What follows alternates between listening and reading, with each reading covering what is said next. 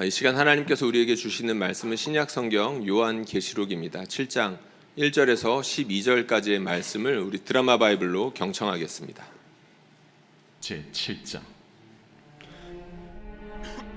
이일 후에 내가 내 천사가 땅 내 모퉁이에 선 것을 보니 땅의 사방의 바람을 붙잡아 바람으로 하여금 땅에나 바다에나 각종 나무에 불지 못하게 하더라.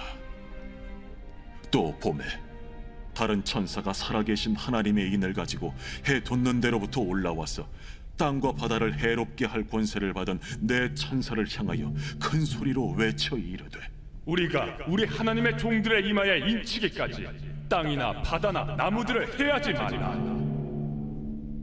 내가 인침을 받은 자의 수를 들으니 이스라엘 자손의 각 지파 중에서 인침을 받은 자들이 14만 4천이니 유다 지파 중에 인침을 받은 자가 1만 2천이요 루벤 지파 중에 1만 2천이요 갓 지파 중에 1만 2천이요 아셀 지파 중에 1만 2천이요 납달리 지파 중에 1만 2천이요 므낫세 지파 중에 1만 2천이요 시므온 지파 중에 1만 2천이요 레위 지파 중에 1만 2천이요 이사갈 지파 중에 1만 2천이요 스불론 지파 중에 1만 2천이요 요셉 지파 중에 1만 2천이요 베냐민 지파 중에 인침을 받은 자가 1만 2천이라.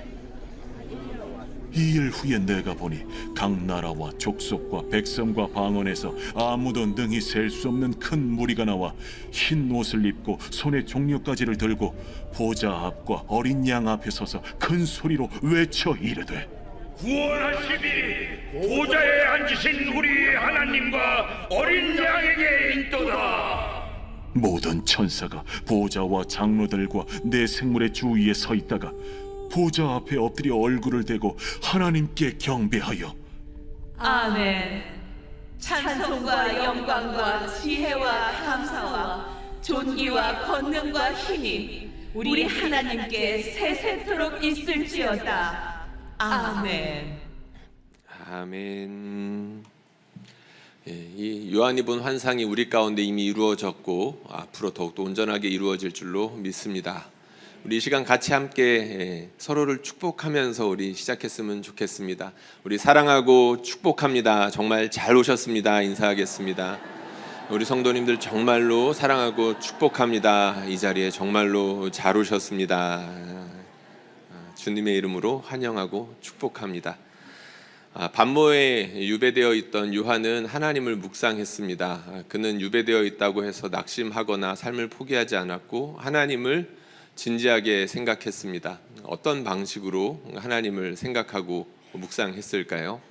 지금 우리가 말씀을 보고 기도하는 것처럼 했습니다. 요한은 말씀을 붙들고 하나님이 어떤 분인지 끊임없이 생각했고 기도하는 가운데 하나님께서 주시는 은혜와 그 환상을 따라서 받아 적은 이 편지가 요한계시록이라 할 수 있겠죠. 당시에 성도들은 워낙 괴로운 삶을 살고 있었습니다. 그러니까 요한이 목회하던 사람들 역시 괴로운 삶을 살고 있었을 텐데 로마의 권세가 워낙에 혁혁했습니다. 그 권세가 강해질수록 기독교인들의 삶은 퍽퍽해져 갔습니다. 로마의 핍박만 있지 않았습니다. 기독교인과 닮아 있었으나 전혀 달랐던 유대교인들의 핍박이 점점 심해졌습니다. 유대교인들은 기독교인들을 로마인들에게 고발하면서 저 사람들이 신성 모독하는 사람들이고 로마의 질서를 어지럽히는 사람들이라고 툭하면 고발했습니다. 때로는 정말로 힘을 앞세워서 그들을 힘으로 억누르거나 핍박하는 일도 서슴지 않았습니다.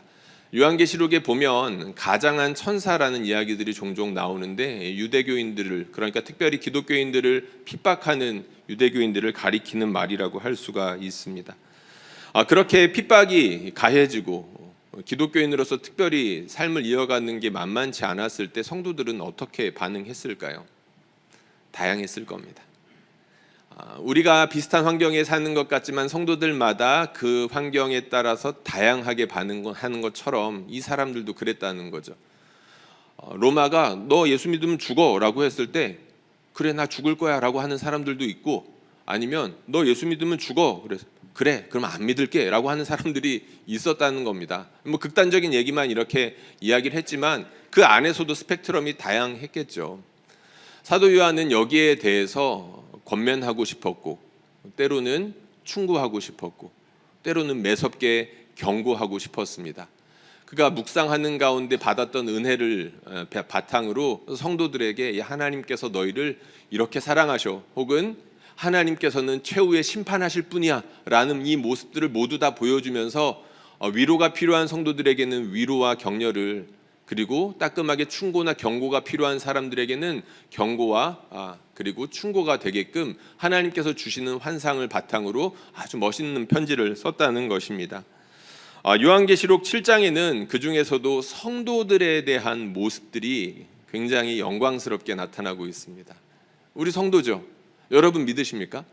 예수 그리스도를 믿음으로 우리 거룩한 사람들이 되었습니다. 이 성도가 도대체 어떤 존재인지에 대해서 사도 요한이 하나님의 시각으로, 하늘의 시각으로 성도들을 보니까 이렇게 영광스러운 모습들이 다채롭게 나타났다는 겁니다. 오늘은 여기에 대해서 좀 살펴보려고 합니다. 도대체 성도가 어떤 사람들이야?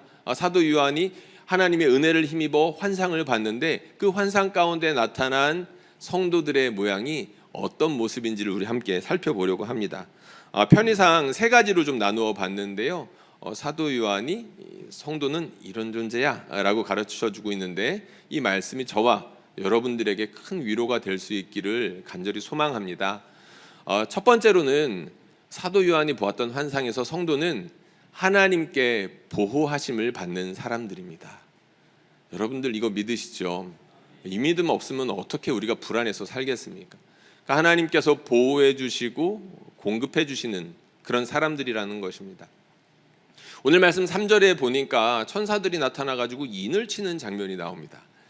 드라마 바이블에 보니까 천사가 이만한 도장을 가지고 마치 누구를 때릴 것처럼 이렇게 날아오는 것을 보셨을 텐데, 도장이 좋아 보였어요, 그렇죠?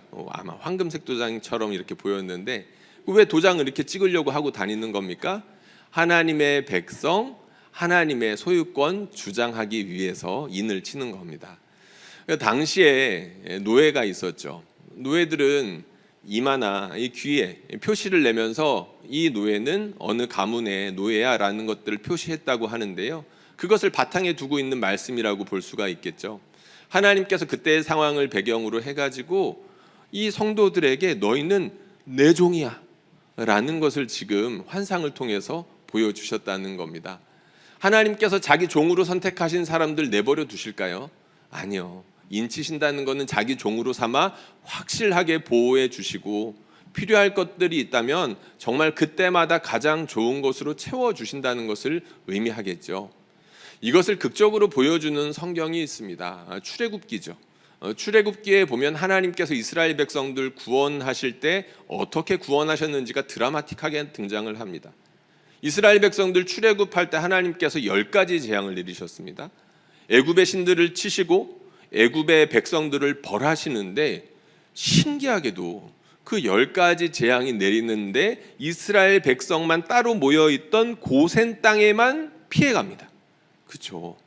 하나님께서 벌하시는데 그 벌이 애굽 땅 전체에서 희한하게도 이스라엘 백성들만 피해가지고, 정말 요리조리 피해가지고 애굽 백성들만 치시더라는 거죠. 흑암이 온 세상을 덮었는데 고센 땅에만 빛이 비쳤습니다. 할렐루야. 이게 바로 성도들이 경험하는 하나님의 특별한 보호하심이죠. 그리고 극적으로 이것이 더 드러난 사건이 있습니다. 10번째 재앙. 하나님께서 바로와 애굽에 있는 사람들을 치시기 위해서 첫 번째 난 사람은 하나님께서 심판하시겠다, 무서운 경고를 하셨습니다. 심지어 가축의 첫 번째 새끼까지도 심판하시겠다. 놀랍게도 우리 하나님께서 피할 길을 내시는데 이스라엘 백성들에게 어린 양의 피를 문설주에 바르라고 하시죠. 여러분, 그거 무엇입니까? 너무나도 이미지적으로도 인을 찍는 것과 비슷하죠. 어린 양의 피로 자기 백성들에게 표시해 주셨던 것입니다. 하나님의 심판을 피해가는 하나님의 백성들. 우리 하나님께서 자기 백성들 정말로 이렇게 지키신다는 겁니다. 근데 오늘 우리 말씀을 보니까 사실 오늘 우리가 읽은 말씀, 하나님께서 보호하신다라는 이 말씀이 정말로 가리키고 있는 게 있습니다. 뭐냐면 하나님의 최종적인 심판으로부터 하나님의 백성들은 전적으로 자유롭다는 것을 보여주는 것입니다. 6장 마지막에 보면 이런 말씀이 있습니다. 이 말씀 제가 읽어보겠습니다. 그들의 진노의 큰 날이 이르렀으니 누가 능히 서리오 하더라. 그들의 진노의 큰 날이 이르렀으니 누가 능히 서리오. 6장에는 하나님께서 인을 하나씩 떼가면서 하나님께서 최종의 심판을 향하여서 무섭게 세상을 심판하는 모습이 등장합니다. 6번째 인을 떼었을 때 정말로 세상이 정말로 다 뒤집어질 것처럼 굉장히 두려운 모습들이 그 환상을 통해서 나타납니다. 근데 이 심판의 대상이 되는 사람들이 너무나도 무서우니까 뭐라고 말하냐면 산들을 향해서, 바위를 향해서 이렇게 말합니다. 산들아 우리를 향해서 차라리 무너져라. 산사태 나라는 거죠. 바위야 우리한테 쏟아져 내려라. 그 이유가 있습니다. 하나님의 진노와 어린 양의 진노가 너무 무서우니까 차라리 산사태라도 나가지고 우리가 너희한테 덮이는 게 낫겠다 라고 이야기할 정도로 무시무시한 심판이 내렸던 겁니다. 그러면서 이렇게 외쳤던 거죠. 이들의 진노의 큰 날이 이르렀으니 누가 능히 서리오. 이 하나님의 마지막 심판 가운데 누가 능히 견딜 수 있겠느냐라고 그들이 탄식했다는 겁니다. 이렇게 질문했죠. 누가 능히 서리오? 라고 했는데 7장에서 누가 나타났습니까? 성도들이 나타난 겁니다. 사람들이 나타났다는 거죠. 누가 능히 서냐? 이 사람들이 서는 거다 라고 이렇게 답을 하나님께서 주셨다는 것이죠. 하나님께서 우리 모든 믿는 사람들, 우리 하나님의 최종 심판 가운데에서 자유롭게 이미 해주셨음을 믿으시기 바랍니다. 죽고 난 다음에 우리 어디 가요? 천국에 가요. 예수 믿는 사람들은 영원한 천국 가운데에서 우리 하나님과 동행하며 영광의 날들을 영원토록 누림을 믿으시기를 주님의 이름으로 축복합니다. 이것이 가장 큰 복이겠죠. 하나님께서 요한을 통해서 바로 그거 보여주셨습니다. 하나님 나라의 백성들, 성도들은 나의 종들로서 내가 보호하는 사람들이야. 두 번째입니다. 성도들은 믿음을 지키기 위하여서 힘써 싸우는 군사들입니다. 오늘 말씀을 보면 싸움 이야기도 안 나오고 군대 이야기도 안 나오는 것 같은데 이렇게 말씀을 눈여겨보신 분들은 그런 생각하실 수 있습니다. 말씀을 집중해서 보면 뭐 말씀 제대로 안 듣고 그냥 훅 지나가면 그런 무슨 얘기시지? 뭐 그러실 수도 있을 것 같은데 무슨 얘기일까요? 오늘 말씀에 보면 비밀스러워 보이는 숫자가 등장합니다. 14만 4천이라는 숫자죠. 우리 2부 예배 가운데에는 신앙이 아직 어리거나 성경에 대해서 거의 모르시는 분들도 이제 종종 있으신데요. 가끔 이단 단체들에서 14만 4천을 물리적인 숫자로 이제 이용하면서 사람들을 두렵게 하는 경우들이 있습니다. 야, 14만 4천에 들어가야지 우리가 하나님 나라 백성이 되는 거야라는 식으로 잘못 성경을 해석하는 거죠. 그런데 여러분, 이 14만 4천이라는 숫자는 사실 그렇게 비밀스러운 숫자가 아닙니다. 성경에 보면은 숫자에 대해서 의미를 부여하는 경우가 굉장히 많은데 특별히 열둘이 의미하는 바가 뭐죠? 하나님의 백성, 하나님의 백성을 뜻하는 숫자입니다. 구약에서 야곱의 12아들이 있었죠. 12지파가 되었습니다. 신약에 보면 우리 예수님의 제자들이 12제자가 있었죠.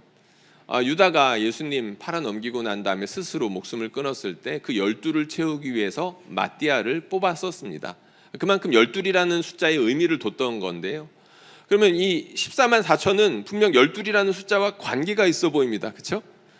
구약의 12, 그리고 신약의 12, 그리고 성경에서 충만한 숫자를 의미하는 1000. 이것을 모조리 곱하면 몇이 나올까요? 14만 4천이 나옵니다. 그러니까 이 14만 4천이라는 걸 통해 가지고 하나님의 백성의 숫자는 14만 4천이야 라고 말하는 것이 아니라 구약과 신약을 아우르는 하나님의 충만한 숫자가 바로 14만 4천이야 라고 이제 이야기를 하고 있는 겁니다. 그러니까 물리적인 숫자라기보다는 하나님의 백성의 충만한 이것을 이제 보여주는 숫자가 14만 4천이라는 거죠. 근데 이 14만 4천을 나타내는 방법이 따로 있었습니다. 그렇죠? 12지파를 개별적으로 보여주면서 이 지파에서 12,000명, 이 지파에서 12,000명 하면서 12지파들을 모조리 다 세죠. 인구 조사하는 것처럼 일일이 다 셌다는 것입니다. 왜 그렇게 했을까요? 구약 성경에 보면 인구 조사 혹은 인구 계수를 하는 장면들이 몇 군데 나옵니다. 언제 인구 조사하죠? 전쟁에 나가기 전에 합니다. 민수기에 보면 이스라엘 백성들이 가나안 전투를 앞두고 하나님께서 이스라엘 백성들의 숫자를 세라라고 하시거든요. 그러니까 우리의 전력이 어느 정도 파악을 해야지 다른 사람들과 함께 싸우게 될 것 아니겠습니까? 그러니까 이스라엘 백성들이 이제 민수기에 보면 인구조사하는 장면이 2번 나오는데 이제 모두 한 60만 명 이상이 이렇게 나오지 않았습니까? 그러니까 하나님께서 하나님의 군대로 뽑은 사람들, 싸움에 나갈 만한 그 숫자를 갖다 세게끔 하는데 그때 이제 계수하는 게 나온다는 겁니다. 근데 이 14만 4천 성도들의 충만한 숫자라고 했죠. 근데 이걸 어떤 방식으로 했습니까? 하나님의 군사를 하나씩 계수하는 것처럼 셌습니다. 그럼 성도들은 어떤 사람이라는 건가요? 하나님 나라를 위한 군사로 부름받았다는 것을 이 숫자를 통해서 보여주고 있다는 것입니다. 구약과 신약 성경에 보면 이 성도들을, 믿음의 사람들을 영적인 싸움을 하는 사람들, 바로 이것을 위해서 부름받은 사람들로 부르는 경우가 굉장히 많습니다. 어느 한 군데만 그런 게 아니라 성경 전반이 그렇게 나와 있습니다. 믿음은 영적인 싸움이라는 거죠. 실제로 그 성경 구절들이 굉장히 많은데 이걸 뭐 읽기만 해도 시간이 꽤 많이 가니까 대표적인 거 몇 구절만 한번 가지고 와봤습니다. 이 말씀들 차례대로 한 구절씩 나올 텐데요. 저희가 한번 에베소서 말씀부터 차근차근 한번 읽어보겠습니다. 시작. 우리의 씨름은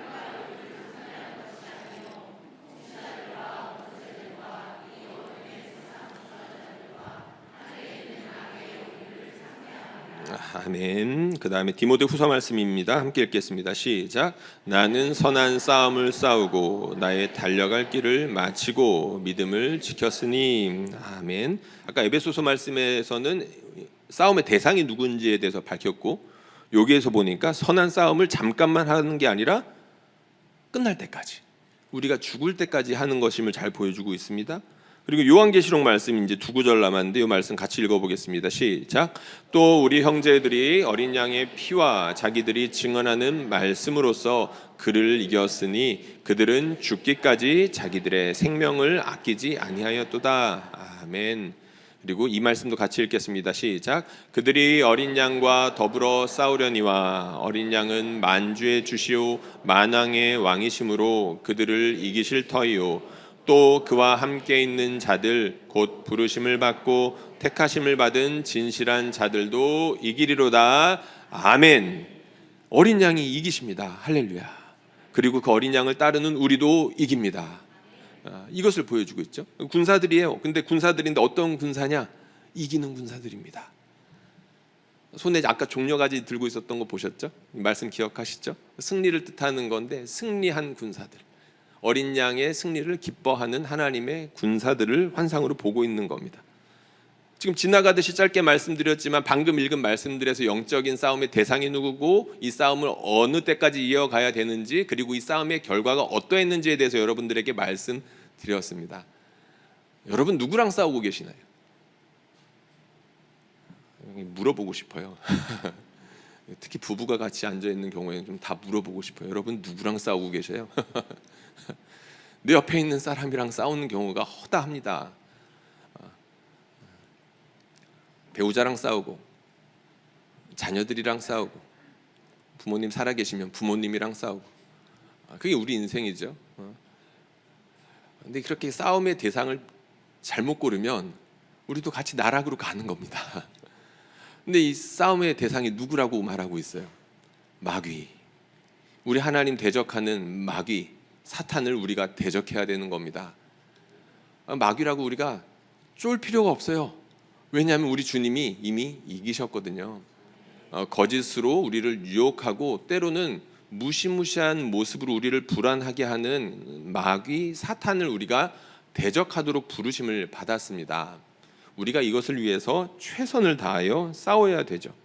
요한계시록에는 이 싸움의 모습이 굉장히 많이 등장을 합니다.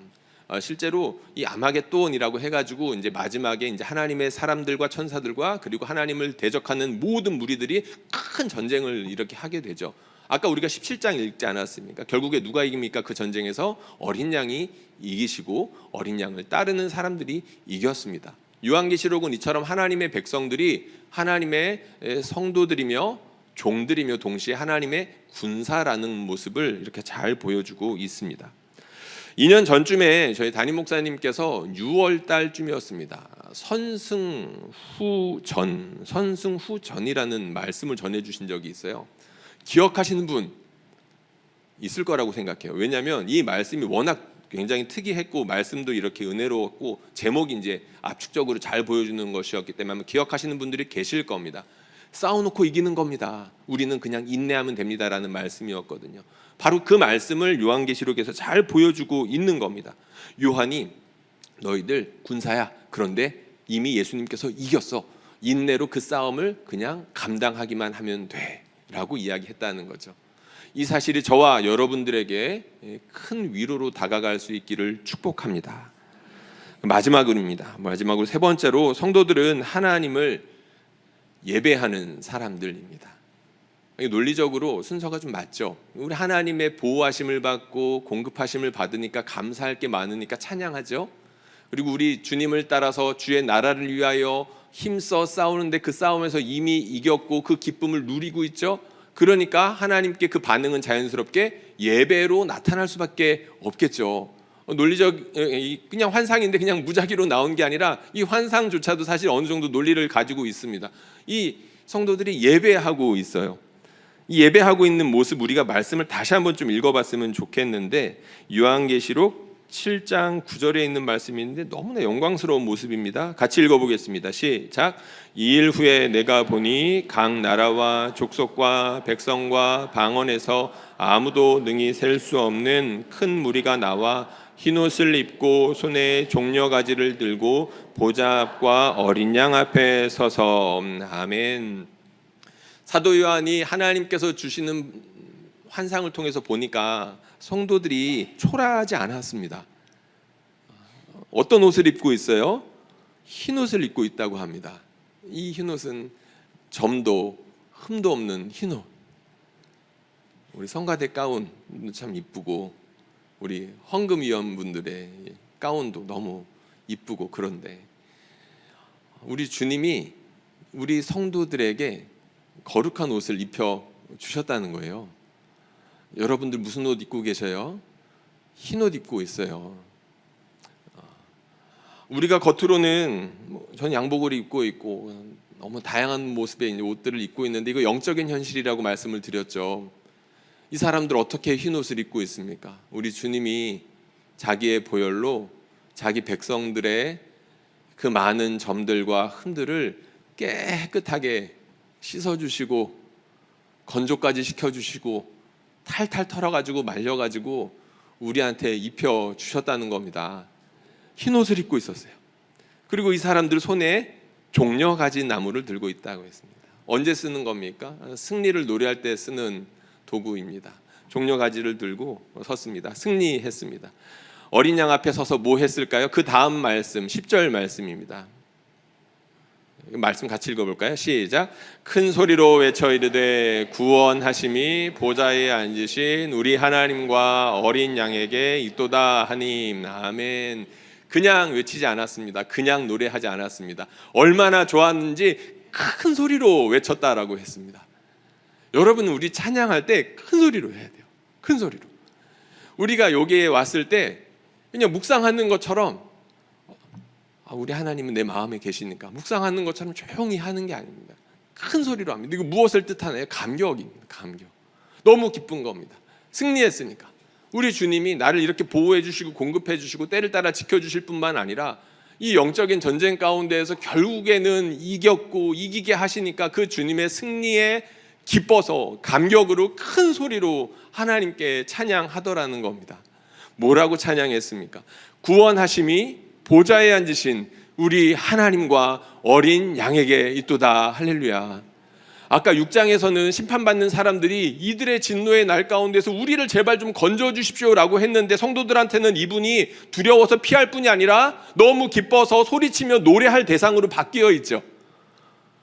보좌에 앉으신 하나님 그리고 어린 양 되시는 우리 주 예수 그리스도가 심판받는 사람들에게는 너무나 두려운 대상이지만 구원하시는 분들에게는 노래할 대상으로 이렇게 앞에 영광스럽게 서 계신다는 것입니다. 9절 말씀을 다시 한 번만 좀 보여주시면 좋겠는데요. 성도들의 모습을 보니까 이렇게 흰 옷을 입고 손에 종려가지 나무를 들고 큰 소리로 찬양을 하는 무리들이 있었습니다. 그런데 이 말씀을 가만히 보면서 우리가 눈여겨봐야 되는 중요한 부분이 있습니다. 뭐냐면 각 나라와 족속과 백성과 방언에서 아무도 능히 셀 수 없는 큰 무리가 나왔다라는 점입니다. 여러분, 왜 이렇게 표현하고 있을까요? 아까 14만 4천이라고 표현했었잖아요. 이 사람을 갖다가 다른 각도로 보니까 이 무리들이 이러한 모습을 하고 있는 겁니다. 그러니까 14만 4천의 또 다른 모습이라고 할 수가 있겠죠. 근데 아까는 셌잖아요. 14만 4천이라고. 근데 지금은 아무도 능히 셀 수 없어 라고 또 이렇게 표현을 하고 있습니다. 의미가 있겠죠.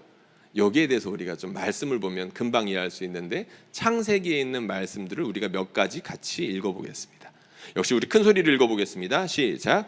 내가 너로 큰 민족을 이루고 내게 복을 주어 내 이름을 창대하게 하리니 너는 복이 될지라. 아멘. 이 말씀도 읽어보겠습니다. 시작. 내가 내 자손이 땅에 티끌 같게 하리니 사람이 땅에 능히 셀 수 있을진데 내 자손도 세리라. 아멘. 다음 말씀도 읽겠습니다. 시작. 그를 이끌고 밖으로 나가 이르되 하늘을 우러러 무뼈를 셀 수 있나 보라. 또 그에게 이르시되 내 자손이 이와 같으리라. 아멘. 하나님께서 아브라함에게 세상 모든 민족이 너로 말미암아 복을 받을 것이다 라고 하셨습니다.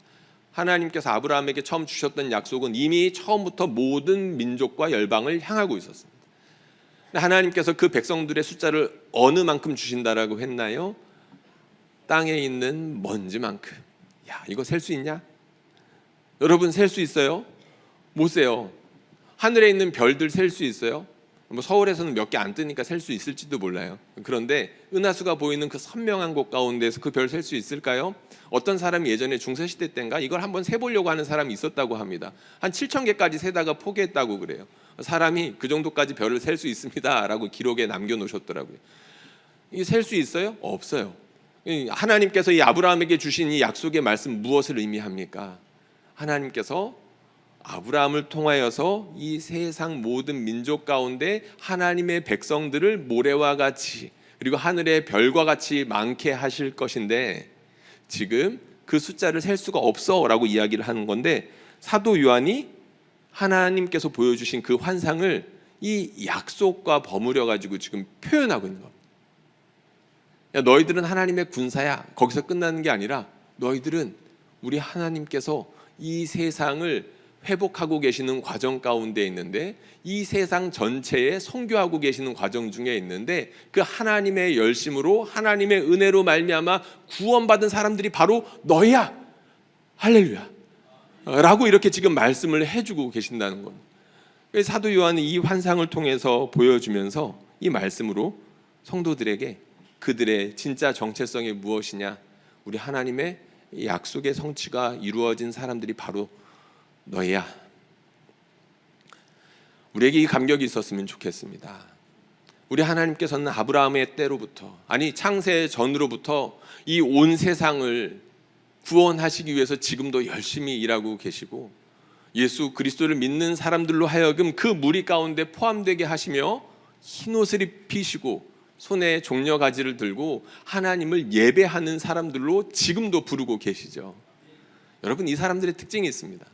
너무 좋으니까 간절하게 찬양하는 것도 있는데, 오늘 말씀에는 나오지 않지만 결국에 이 사람들은 무엇을 하냐면 이 주님의 복음을 위해서 결국에는 자신의 목숨을 내놓는 사람들이 됩니다. 왜요? 이 귀한 감격의 복음을 나만 알면 안 되니까요. 우리 하나님께서 나를 통해서, 내가 없더라도 하나님께서는 이미 일하고 계시고 앞으로도 열심히 일하시겠지만, 하나님께서 나 같은 사람, 그러니까 이미 그 하나님의 은혜를 알고 감격스러워하며 예배하는 그 사람을 통해서 이 하나님의 선교에 동참하게 하신다는 것들을 알기 때문에 그 하나님의 그 위대하신 회복의 사역에 동참하고자 하나님 나를 좀 써주십시오 라는 자리까지 나아가게 된다는 겁니다. 그러니까 이 환상은 결국에는 하나님을 예배하는 무리라는 것이고, 이 예배하는 무리로서 우리 하나님의 약속이 정말로 끝까지 성취된 것들을 간절히 바라면서 그 하나님의 일들에 참여하고자 하는 사람들이라고 우리가 해석할 수 있다는 것이죠.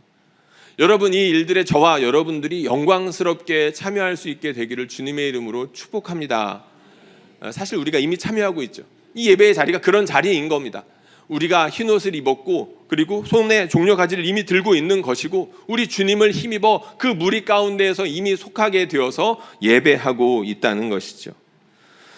돌아가신 유진 피터슨 목사님의 책 중에서 묵시, 현실을 새롭게 하는 영성이라는 책이 있습니다. 이 제목이 이제 참 좋은데, 묵시, 현실을 새롭게 하는 영성. 이 무슨 뜻이냐면 요한계시록이 묵시의 형태로 되어 있습니다. 혹은 계시의 형태로 되어 있습니다. 무슨 말이냐면 환상 혹은 예언으로 이루어진 편지 형태를 갖다가 이제 묵시 혹은 계시라고 하는데, 그래서 요한계시록 혹은 요한묵시록으로 부릅니다. 이 편지의 형태를 이름으로 붙인 거죠. 그러니까 요한계시록, 요한묵시록인데, 이 묵시가 하는 역할이 무엇이냐면 사람들의 마음, 그 중심에 있는 믿음을 새롭게 하는 역할을 합니다. 우리가 무엇을 믿고 있는지에 따라서 모든 것들이 다 달라 보이는 것들은 이미 잘 알고 계시죠. 내가 무엇을 사랑하는지에 따라서 눈에 보이는 게 다르고 거기에 반응하는 게 다릅니다. 삶이 달라진다는 거죠. 근데 이 묵시가 무슨 역할을 하냐? 아까 우리 사도 요한이 말씀 묵상했을 때 어떤 일이 일어났다라고 했죠? 성령께서 힘을 주시며 믿음을 새롭게 하시고 견고하게 하시며 성도들을 세울 수 있는 용기도 주시고 이런 일들을 하셨다라고 했죠. 요한계시록이 당시의 성도들에게 바로 그런 일들을 했다는 겁니다. 이 묵시라는 형태를 통해 가지고 고난과 핍박과 유혹과 시험의 현장 가운데에서 언제라도 믿음이 흔들릴 수 있는 이 성도들에게 진짜 영적인 현실을 보여주면서 그들에게 처해 있는 상황이 진짜가 아니라 그들이 처해 있는 상황 이면에 있는 진짜 영적인 현실, 우리 하나님께서 크고 영광스러우시고 크고 두려우신 분으로 하나님을 저항하는 죄인들을 심판하실 것이며 우리 어린 양 되신 주님을 따르는 사람들에게 결국에는 그들을 통해서 승리하시고 영광 받으실 거라는 것을 이 묵시라는 것을 통해서 보여주고 계신다는 겁니다. 성령께서 이 말씀을 통해서 이 당시의 성도들의 영혼을 깨우시고 그 성도들을 든든하게 하시면서 그 복음이 든든하게 그리고 힘있게 이어지게끔 교회를 세우는데 이 말씀을 사용하셨다는 거죠. 이 말씀이 지금도 그렇게 힘이 있는 줄로 믿습니다. 물론 우리 성도들의 형편은 다릅니다. 왜요? 우리 중에 신앙 때문에 핍박을 겪는 사람들이 몇이나 있겠습니까? 근데 마귀는 시험의 모습을 좀 달리 할 뿐이겠죠. 마귀는 가만히 있지 않아요. 우리를 내버려 두지 않습니다. 하나님께 영광 돌리는 게 너무나도 싫기 때문에 내버려 두지 않아요. 그럼 우리 시대에 처해 있는 시험거리들은 무엇인가요? 뭐 여러 가지 있겠지만 단연 물질일 것입니다. 그리고 그에 빠져서 안일하게 지내는 것일 겁니다.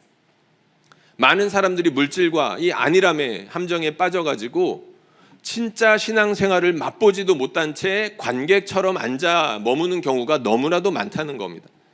신앙생활에 대해서 아까 뭐라고 말씀드렸어요? 성도는 뭐 하는 사람이라고요? 하나님께 보호를 받는 사람들이에요. 영적인 싸움을 싸우는 사람들이에요. 하나님께 보호를 받으니까 감격이 넘쳐날 수밖에 없고 영적인 싸움을 싸우니까 가만히 있을 수가 없어요. 신앙생활에서는 관객이 될 수가 없다는 겁니다.